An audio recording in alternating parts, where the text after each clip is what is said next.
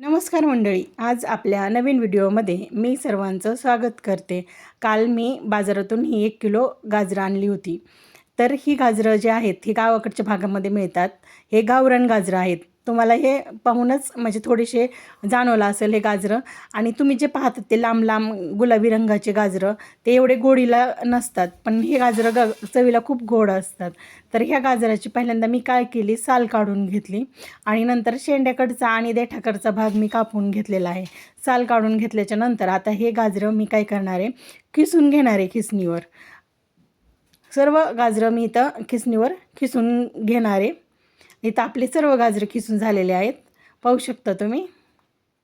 आता इथं कढईमध्ये मी काय करणार आहे, तूप घालून घेतले आणि त्यामध्ये आपण जे खिसून घेतलेला गाजराचा खिस आहे की नाही तो घालायचा आहे आणि छान तुपामध्ये हा खिस परतून घ्यायचा आहे अगदी पानतुट होईपर्यंत।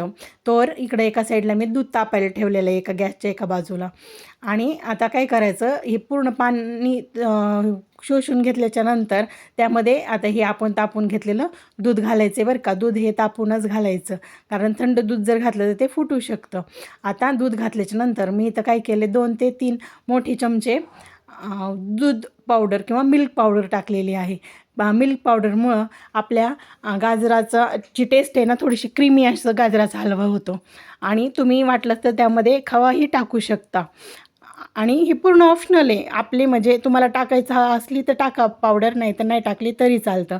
त्याच्यानंतर मी ह्याच्यामध्ये साखर घालून घेतली। आता साखर घातल्याच्यानंतर मी थोडा वेळ ते झाकून ठेवलं होतं। आता तुम्ही पाहू शकता इथं पूर्ण साखर काय झालेली, वितळलेली आहे आणि पूर्ण हलव्याला पाणी सुटलं। आता हे हलव्याचं पाणी थोडंसं आटत आलेलं आहे। मग आपण ह्याच्यामध्ये काय करू, आता विलायची टाकू।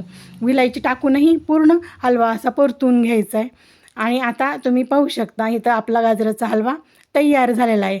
आता आपण काय करू, त्याच्यामध्ये एक तडका घालणार आहे। हा तडका ड्रायफ्रूटचा असणार आहे बरं का। त्यासाठी मी काय केले, तडका पॅन घेतले, त्याच्यामध्ये मी साजूक तूप घातलेलं आहे आणि त्याच्यामध्ये काही ड्रायफ्रूट्स असे छान मी तळून घेतलेले आहेत।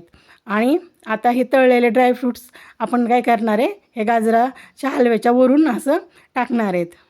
हा तडका टाकल्याच्या नंतर पाहू शकता तुम्ही आपला गाजराचा हलवा किती छान दिसतो आहे।